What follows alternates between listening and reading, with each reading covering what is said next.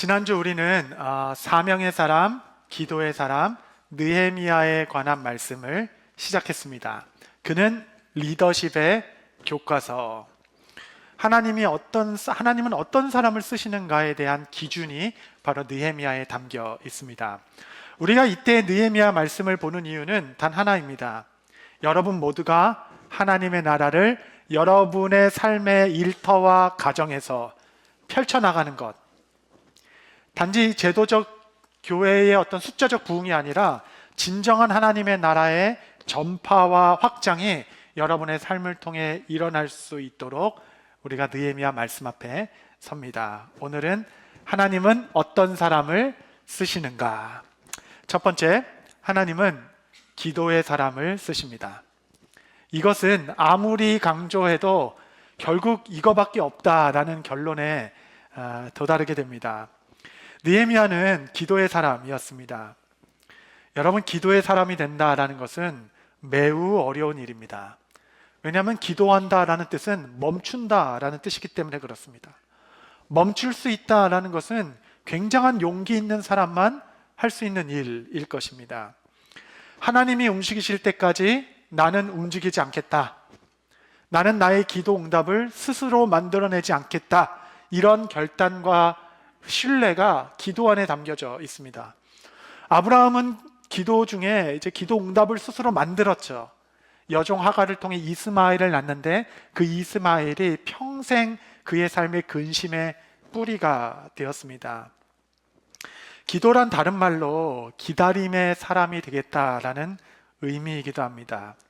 여러분, 기다림이란 기도의 거절이 아닙니다. 기다림은 기도의 완성입니다. 느헤미야는 한 4개월 정도 기도하는 시간을 갖고 하나님의 때를 기다렸습니다. 그런던 어느 날 왕 앞에서 이렇게 술을 시중 들고 있는데 왕의 마음이 움직이기 시작한 것입니다. 왕의 눈에 보기에 느헤미야 얼굴에 근심이 있어 보인 거예요. 그래서 느헤미야야, 평소에 다르게 너 얼굴에 왜 이렇게 수심이 있냐? 라고 질문했죠. 여러분, 우리가 이렇게 편하게 글로 읽어서 긴장감이 없는데 느헤미야 입장에선 가슴이 철렁 내려앉는 순간일 수도 있었겠습니다. 왜냐하면 당시 왕 앞에서 시중 드는 자가 얼굴에 슬픔, 근심 다 노출하고 있는 것 자체가 왕의 비위를 상하게 하는 일이 될 수도 있겠죠.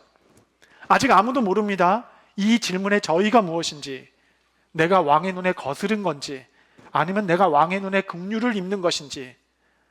여러분, 이 상황에서 그가 기대할 수 있는 것은 단 하나뿐입니다. 그것은 나는 이 일을 위하여 일찍부터 기도하고 있었다라는 담대함.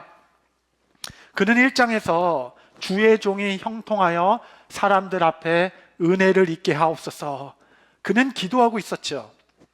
그는 기도하고 있었기에 모든 상황에 기대가 있는 것이고 기다리고 있었기에 기회를 놓치지 않을 수 있었습니다. 그는 두려웠으나 용기를 내어 저의 조상들이 묻혀있는 그 묘실이 다 불탔으니 어찌 근심이 없겠습니까? 이렇게 속마음을 밝힙니다. 그러니 왕이 다음과 같이 대꾸의 말을 주는데, 이 구절은 우리는 느헤미야가 여기까지 어떻게 살아왔는지 그의 삶의 모습을 엿볼 수 있게 하는 구절이기도 합니다. 느헤미야 2장 4절 말씀, 아마 우리 본당과 교육과 한번 다 같이 읽겠습니다. 시작. 왕이 내게 이르시되 그러면 내가 무엇을 원하느냐 하시기로 내가 곧 하늘의 하나님께 목도하고. 다행히 왕의 마음은 분노가 아니라 호의였습니다. 왕이 좋은 마음으로 그럼 내가 뭘 해줄까? 라고 물어보는 그 짧은 시간, 그 찰나의 순간에 느헤미야는 하나님께 기도하기 시작합니다. 내가 하늘의 하나님께 묵도하고. 여러분, 이것을 우리는 화살기도 이렇게 이야기하기도 합니다. 그 찰나의 순간에 하나님 도와주세요. 주님을 딱 이렇게 붙잡는 거죠. 하나님 지혜를 주십시오. 지금이 바로 그 순간입니다. 내 입에 해야 할 말을 넣어주십시오. 그렇게 기도하는 거죠. 느헤미야는 시작과 끝만 기도한 것이 아니라 어쩌면 그는 삶의 모든 과정에서, 모든 순간에, 모든 위급한 찰나의 순간순간마다 하나님을 인정하고 그에게 은혜를 구하는 기도를 했던 자. 그 은혜가 오늘날 그가 왕궁에 서는 이날에 이르기까지 하나님은 그의 삶 모든 순간에 개입하셨고 모든 상황에서 그를 보호해 주셨으며 하늘의 지혜를 그에게 허락해 주셨습니다. 자녀된 자의 제1의 특권은 기도의 특권이겠습니다. 저는 여러분의 삶에 이 특권과 은혜가 있게 되기를 바랍니다. 담대함을 가지고 그는 필요한 것들을 다 왕에게 말씀드렸는데, 여러분 세상에 8절 9절 제가 읽겠습니다. 또 왕의 살림 감독 아삽에게 조서를 내리사 그가 성전에 속한 영문의 문과 성곽과 내가 들어갈 집을 위하여 들보를 쓸 제목을 내게 주게 하옵소서 하매, 내 하나님의 선한 손이 나를 도우심으로 왕이 허락하고 군대 장관과 마병을 보내어 나와 함께 하게 하시기로 내가 강 서쪽에 있는 총독들에게 이르러 왕의 조서를 전하였더니, 그때에 하나님의 선한 손이 그를 도우심으로 왕이 모든 것을 다 허락해 줄 뿐만 아니라 거기까지 이동하는데 군대와 마병까지 보내주어서 안전하게 이끌어갈 수 있도록 하나님께서 그의 기도를 들어주셨습니다. 여러분, 기다림은 길어도 응답은 순간입니다. 그 응답의 때가 오면 여러분들은 어리둥절하면서 이 일이 어떻게 이렇게 된 거야 하면서 와 이렇게 감탄사만 하며 그 시간을 맞이하게 되게 될 것입니다. 여러분, 하나님의 때가 되면 사람의 마음이 움직이기 시작합니다. 여러분, 무슨 일을 준비하던 가장 변수 중에 큰 변수는 사람의 마음이죠. 사람의 마음만은 예측할 수도 없고 그 누구도 통제할 수 없는 가장 큰 변수 아니겠습니까? 웬만한 건 다 준비 가능합니다. 웬만한 건 다 통제할 수 있어요. 그런데 사람의 마음만큼은 그 누구도 자신할 수 없는 것입니다. 다 됐다 싶기도 하고 그냥 철석같이 그냥 약속을 받아놨다 하더라도 그날 밤에 무슨 일이 있었는지 그 다음날 밤 그냥 마음을 뒤집는 일이 일수 아니겠습니까? 사람의 마음을 누가 예측 가능하며 누가 통제할 수 있겠습니까? 그러나 성도 여러분, 지난주에 함께 읽은 잠언의 말씀에 따라 왕의 마음은 마치 봇물과 같아서 그가 하나님이 임의로 인도하시느니라. 할렐루야. 하나님의 때에 따라, 하나님의 계획에 따라 사람의 마음까지도 주장하신다 하신 주님, 하나님의 시간에 이르면 여러분, 사람의 마음이 비로소 움직이기 시작합니다. 이것은 사람의 실력이 아닙니다. 하나님의 시간이 되었기 때문에 그렇습니다. 왕의 마음에 물꼬를 터시는 분, 여러분, 아닥사스다가 이방 나라의 왕인데 저 보이지도 않는 예루살렘, 거기에 작은 성읍의 한 성전의 마음을 닫기까지 하나님께서 왕의 마음에 물꼬를 여셔서 마음을 이끌어 가시는 분, 마음에 길을 내어주시는 분. 혹시 여러분의 삶이 누구의 마음에 턱 걸려있다 생각하였을 때 여러분, 그 사람의 마음을 주장하시는 분이 누구십니까? 여러분, 사람을 두려워하지 마십시오. 하나님의 마음의 주인 되십니다. 우리는 그분께 기도하는 백성들입니다. 그러므로 위급할 때에, 중요한 순간에, 결정적 찰나에 아주 잠시만이라도 하나님을 기억하시고 그의 주재권을 높이십시오. 범사의 그를 인정하실 때 주께서 그를 인정해 주시리라. 주께서 여러분들을 높여 주실 것입니다. 하나님께서 쓰시는 사람은 모든 순간에 하나님께 기도하는 자. 두 번째, 주께서 쓰시는 사람은 준비된 사람입니다. 왕이 느헤미야에게 그래, 그렇다면 내가 뭘 도와줄까? 라고 했을 때 느헤미야는 그냥 꿀떡 잠시 기도한 후에 왕에게 필요한 것을 줄줄줄 말하기 시작합니다. 6절에서 8절 보시면, 그때 왕후도 왕 곁에 앉아 있었더라. 왕이 내게 이르시되 네가 몇 날에 다녀올 길이며 어느 때에 돌아오겠느냐 하고 왕이 나를 보내기를 좋게 여기시기로 내가 기한을 정하고, 내가 또 왕에게 아뢰되 왕이 만일 좋게 여기시거든 강석쪽 총독들에게 내리시는 조서를 내게 주사 그들이 나를 용납하여 유다에 들어가기까지 통과하게 하시고, 또 왕의 살림 감독 아삽에게 조서를 내리사 그가 성전에 속한 영문의 문과 성곽과 내가 들어갈 집을 위하여 들보로 쓸 제목을 내게 주게 하옵소서 하매, 내 하나님의 선한 손이 나를 도우심으로 왕이 허락하고. 여러분, 느헤미야는 4개월 동안 기도했죠. 그러나 그는 기도만 하고 있지 않았습니다. 그는 왕의 마음이 움직였을 때 그에게 대답할 준비가 되어 있었던 자였습니다. 그는 왕이 도대체 얼마나 기한이 필요하냐라고 했을 때 우물쭈물하지 않았어요. 지체 없이 그가 필요한 소요의 기간을 말씀드릴 수 있었습니다. 또한 이 성벽을 위해서는 무엇이 필요한지, 누구의 허락이 필요한지, 무슨 재료가 필요하고 이 재료를 관할하는 자의 이름은 무엇인지, 또 여기서 예루살렘까지 가는 구간에 어느 성읍을 지나야 하고 그 성읍을 총괄하는 총독들의 이름은 누구인지 그들은 머릿속에 이미 다 정리되어 있었습니다. 여러분, 왕의 마음이 또 언제 동할지 알고 한 번 허락받고 두세 번 허락받을 수 있었겠습니까? 이번에 허락을 다 받아야죠. 지난 4개월의 시간 동안 느헤미야는 아마도 저 머나먼 땅 예루살렘에는 이미 마음으로는 수백 번씩 왔다 갔다 하며 그 머릿속에 그림을 그려가고, 이미 그의 머릿속에서는 수십 번 성벽을 세웠다 무너뜨리나 하면서 필요한 것이 무엇인지, 누구의 허가가 필요한지 그는 머릿속에 준비를 하고 있었을 것입니다. 여러분, 비전의 사람은 한 번 생각하고 끝내지 않습니다. 하루 종일 생각하고 또 생각하는 것이 더 구체적이고 확실할 수 있도록 씹고 또 곱씹고 그림을 그렸다 지웠다 새로운 그림을 그리고 또 그려나가는 것입니다. 여러분, 기도하는 사람은 위대하죠. 그러나 기도만 하는 사람은 위험하다, 이런 말이 있습니다. 느헤미야가 영적 리더십의 교과서가 되는 이유는 이처럼 그의 삶에 균형이 있기 때문에 그러합니다. 나는 나의 관심과 부르심의 영역에 얼마나 준비되고 있는가? 나는 지금 무슨 책을 읽고 있고 나의 소요된 시간은 어디에 소요되고 있는가? 어디로 흐르고 있는가? 여러분, 자연법칙, 인과율은 여전히 하나님께서 이 세상을 통치하시는, 다스리시는 그의 방법이십니다. 하나님께서는 콩 심은 데서 콩이 나는 것을 기뻐하십니다. 이것을 싫어하는 사람은 비저너리밖에 없어요. 왜 팥이 안 나오냐라고 막 떼쓰기 시작합니다. 팥 나올 줄 믿습니다 하고 콩만 심는 거죠. 여러분, 이런 사람들은 52일은커녕 520년이 걸려도 하나님의 일을 이룰 수 없게 됩니다. 이것이 느헤미야가 말하고 있는 정말 삶의 균형 아니겠습니까?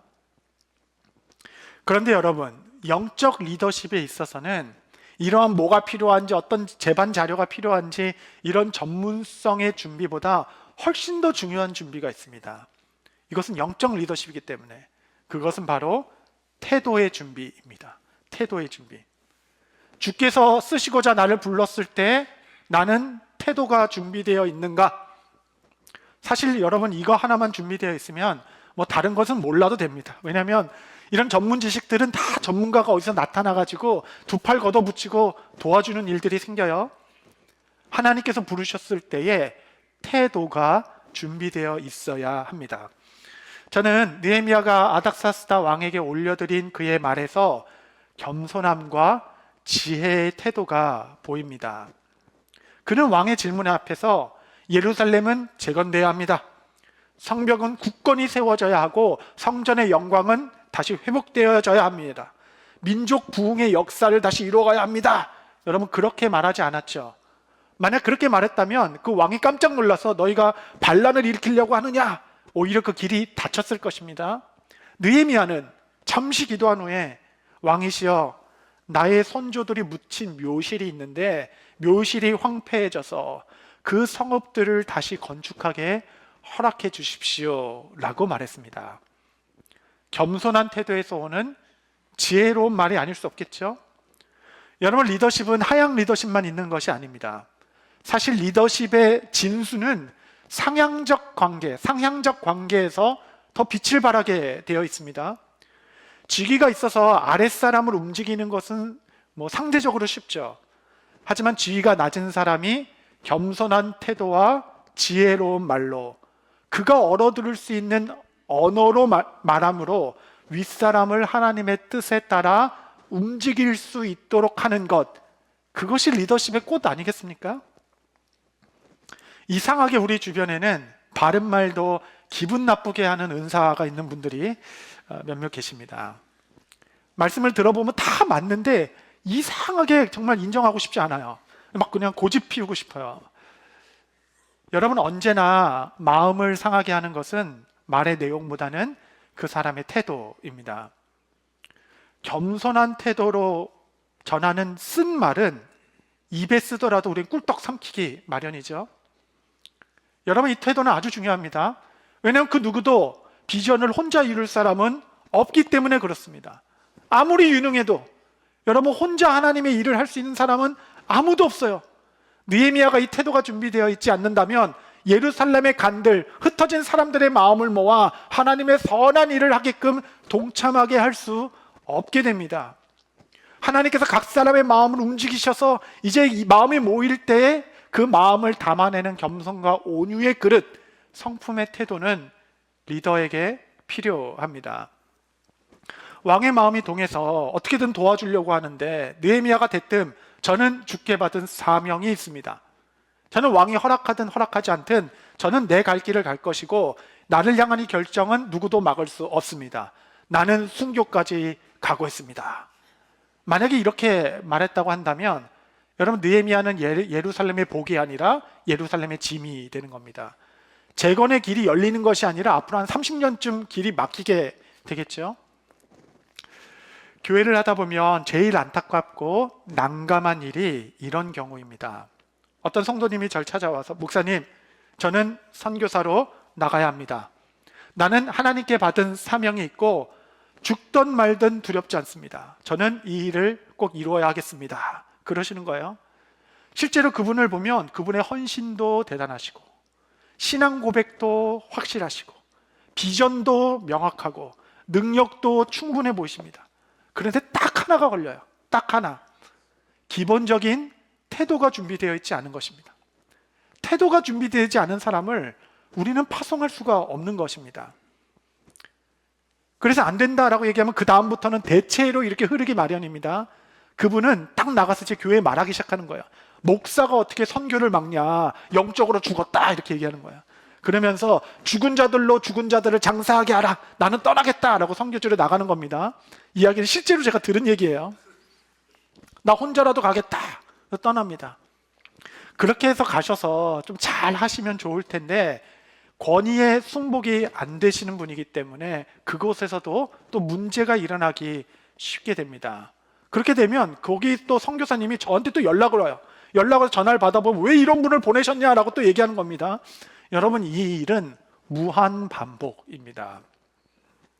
하나님이 부르셨을 때 포지션과 상관없이 상향 리더십, 하향 리더십 모두를 아울러 하나님의 뜻에 맞도록 그들을 모을 수 있는 성품과 태도가 준비된 사람, 여러분, 태도의 문제는 항상 권위의 문제입니다. 태도의 훈련은 권위 아래 있을 때 배우는 것입니다. 특별히 사울 왕과 같이 아주 그냥 난폭한 권위 아래 있을 때는 더 많이 배우게 됩니다. 하나님은 다윗이 그의 마음에 합한 종으로 그릇을 빚기 위하여서 그를 보면 그냥 아무 때나 창을 던져대는 사울 왕의 권위 아래 10년 동안 두게 하셨습니다. 사울의 권위 아래 그를 섬기며 지냈던 10년의 시간은 여러분 이 한마디로 정의될 수 있어요. 다윗에게 그 시간은 사울과 같이 되지 않기 위한 몸부림의 시간. 나는 사울과 같이 되지 않겠다. 그 몸부림의 시간. 여러분, 누구나 사울과 같은 요소들은 있습니다. 사울이 처음부터 그렇게 타락했던 왕이 아니었죠. 여러분, 하나님께서는 사울 권위 아래 두면서 그를 거울 삼아 내 안에도 있을 사울을 죽이는 시간을 허락해 주신 겁니다. 그 수많은 사람들이 다윗에게 외부에 있는 저 사울을 죽여라, 사울 왕을 죽이십시오라고 얘기했습니다. 다윗의 싸움은 외부에 있는 사울을 죽이는 싸움이 아니라 내 안에도 살아있는 나의 사울을 죽이는 시간, 권위 아래서의 10년의 시간은 깨어짐의 학교를 통하여 그 태도, 겸손함과 온유함이 준비시키는 하나님의 시간이었습니다. 성도 여러분, 하나님께서 여러분을 부르실 때 겸손함과 온유, 지혜로운 말과 용맹함을 가지고 태도가 준비되어 있기를. 여러분 혹시 저 사람만 없으면 얼마나 좋을까? 여러분 그런 분들 계실지 모르겠습니다. 그러나 그렇지 않습니다. 하나님께서는 그 사람을 옆에 두신 이유는 그를 거울 삼아 우리를 빚어가시기 위한 하나님의 선한 훈련의 시간이 있는 것입니다. 세 번째, 하나님께 쓰시는 사람은 비전의 사람입니다. 비전의 사람. 여러분, 비전의 사람은 항상 좀 긍정적이죠. 밝은 미래를 말하고 좋은 동기부여를 해서 사람들을 움직이게 하는, 꿈꾸는 사람들을 우리는 비저너리 이렇게 부릅니다. 그래서 그런지 비전의 사람 하면 조금 뜬구름 잡는 사람, 자꾸 비현실적인 이야기들을 늘어놓는 사람으로 여겨지는 경우도 있습니다. 좋은 말들은 많이 하는데 실상 그 사람의 말은 우리의 현실과 너무 거리가 있어서 따라갈 수도, 실현해낼 수도 너무 막막한 경우가 있게 되죠. 여러분, 비전은 그렇게 품어지는 것이 아닙니다. 우여곡절 끝에 느헤미야가 예루살렘에 도착합니다. 그가 도착하자마자 한 첫 번째 일을 우리는 유심히 보아야 합니다. 느헤미야 2장 11절 14절, 내가 예루살렘에 이르러 머문 지 사흘 만에 내 하나님께서 예루살렘을 위해 무엇을 할 것인지 내 마음에 주신 것을 내가 아무에게도 말하지 아니하고 밤에 일어나 몇몇 사람과 함께 나갈새 내가 탄 짐승 외에는 다른 짐승이 없더라. 그 밤에 골짜기 문으로 나가서 용정으로 분문에 이르는 동안에 보니 예루살렘 성벽이 다 무너졌고 성문은 불탔더라. 앞으로 나아가 샘문과 왕의 못에 이르러서는 탐짐승이 지나갈 곳이 없는지라. 그는 예루살렘에 도착해서 먼저 말하지 않았습니다. 조용히 침묵하며 무너진 성읍들을 꼼꼼히 돌아보기 시작했습니다. 그는 백성들에게 그 비전의 영광을 말하기 전에 먼저 우리가 처한 현실을 직시하고 받아들이는 시간을 가졌습니다. 직접 성벽 위를 걸어가며 우리가 얼마나 처참히 무너졌는지, 어느 구간에 이르러서는 도대체 이 말 한마디로 지나갈 수 없을 만큼 완전히 먼지더미가 돼버린 성벽과 불타버린 성문들, 이는 매우 쓰라린 참담한 현실이죠. 부정할 수 없는 실패를 직시하는 것. 여러분, 믿음의 사람은 현실을 부정하는 사람들이 아닙니다. 비전은 긍정적인 말, 아주 잘 될 것이다 라고 뜬구름 잡는 다짐들이 아닙니다.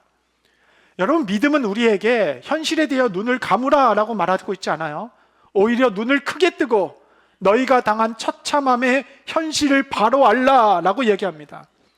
여러분, 예배는 현실에 대한 마취제가 아닙니다.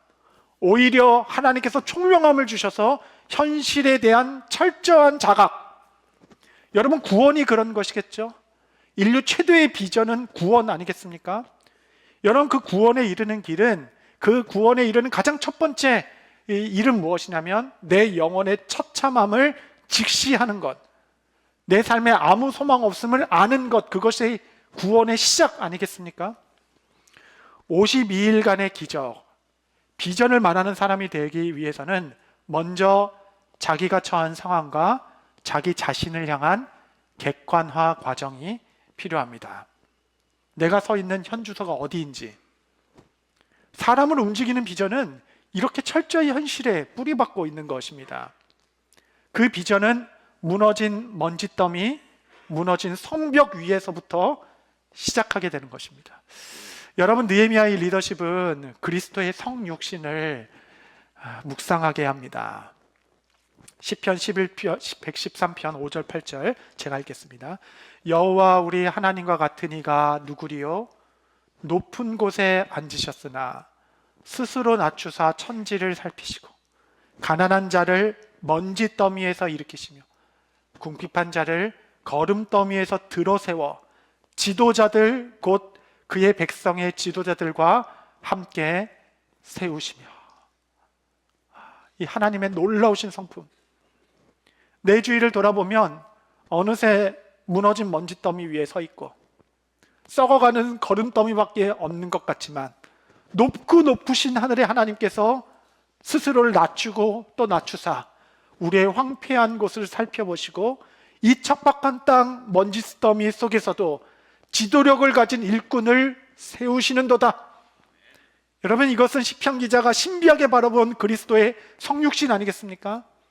그리스도께서 그 높고 높은 보좌에서 이 낮고 천한 땅 가운데 내려와 나의 처참한 나의 자리, 나의 실패의 현장, 이 먼지더미에 불과한 나의 인생까지 내려오셔서 나의 손을 붙잡으시고 너는 다시 일어나 하나님의 나라를 위하여 지도력을 발휘하여라. 너는 다시 일어나 이 성벽을 건축하라. 이 처참한 실패의 현장에 찾아오셔서 우리를 부르시고 우리를 세워 지도력을 발휘하게끔 인도하시는 분, 그분이 우리의 삶의 비전이 됩니다. 느헤미야는 그 무너진 먼지더미 위에서 백성들에게 비전을 말하기 시작합니다. 2장 17절 18절. 그 후에 그들에게 이르기를 우리가 당한 공경은 너희도 보고 있는 바라.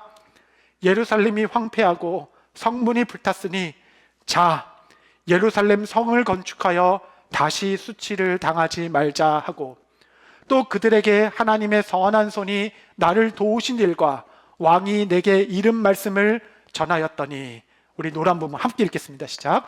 그들의 말이 일어나 건축하자 하고 모두 힘을 내어 이 선한 일을 하려 하매. 여러분, 지금 이 말을 듣고 있는 예루살렘의 백성들이 누구입니까? 여러분, 이 자들은 일찍이 1차, 2차 포로 귀환 때에 그 윤택했던 페르시아의 문명의 삶을 다 포기하고 예루살렘을 재건합시다. 그 영광스러운 하나님의 성전을 다시 세웁시다. 그 비전 하나만 바라보고 당시 메소포타미아, 그들의 본토 친척 아비지였을 삶의 현장을 떠나 척박한 가나안 땅으로 믿음 붙들고 온 헌신자들이었어요, 이들은. 근데 막상 이 땅에 와보니, 척박한 땅에서 살다 보니 상황에 치이고 현실에 부딪혀 어느새 그 열정들은 다 사그러지고 이 먼지더미, 거름더미가 가득한 땅에서 내가 이곳에 뭐하러 왔지? 나는 여기서 왜 살고 있는 것이지? 이제는 무너진 그 먼지더미가 전부인 그 삶에 이곳까지 내려와 내 손을 다시 붙들어 주시며 너는 다시 일어나 너의 지도력을 발휘해라. 다시 일어나 하나님의 나라를 건축하자. 주의 선한 일에 동참하자. 너의 사명은 끝난 것이 아니다 라고 말씀하시는 주님. 여러분, 우리는 이 시대에 우리 나라가 처한 황망한 사건들과 교회가 처한 이 처참한 실패들과 우리가 처한 이 현실을 부정하지 않을 것입니다. 하지만 동시에 우리는 이곳에 머물러 있지도 않을 것입니다. 왜냐하면 우리에게는 그리스도가 계신 것이죠. 그분은 스스로 우리를 낮추시사 먼지더미, 거름더미에 갇힌 인생을 일으켜 다시 주의 선한 일을 위하여 지도력을 발휘하는 자리로 세워주시는 그분 손 붙들고 너는 다시 일어나라, 주의 선한 일에 동참하라 말씀하신 주님.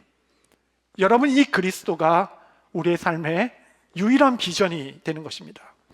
비전의 사람이라는 것은 이 주님을 향한 기대를 가진 사람들. 오늘 주님께서 처참한 현실 가운데 있는 여러분들을 다시 부르십니다. 너는 불군의 용기를 가지고 다시 힘을 내어 우리가 품었던 그 첫마음 그대로 이 먼지더미에서 다시 일어나 주의 선한 일에 동참하라. 2500년 전에 하나님께서 예루살렘 백성들에게 주셨던 그 울림과 떨림이 오늘 우리에게도 있어 52일간의 기적, 다시 하나님의 나라를 세우고 섬기게 하옵소서. 거룩한 헌신이 회복되는 저와 여러분, 하나님께서 쓰시는 사람 우리 모두 되시기를 바랍니다.